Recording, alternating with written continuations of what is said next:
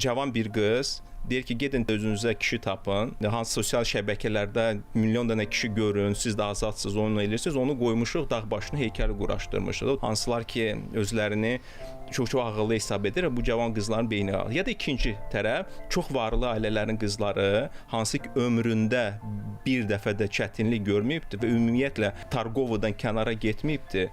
Mən onları böyük məmnuniyyətlə, mən nə bilim, Qaxın Zəyim kəndinə dəvət edərdim, Bizə Zəmin kəndinə dəvət edərdim. Getsinlər, oradakı qızlara azadlıq barədə bir dənə leksiya oxusunlar. Onların dədələri Bakıda varlı ailə təbəqələrindən varlanır və həmin oradakı qızlara heç bir müsbət təsiri olmur da. Azərbaycanda bu yaxınlarda çox pis bir hadisə baş vermişdi. 13 yaşlı qızın hamilə qalması oldu da. Biz linç eləyirik də hamını. Deyirik ki, bu pisdir və elə də olmalıdır, ictimai tənqid olmalıdır.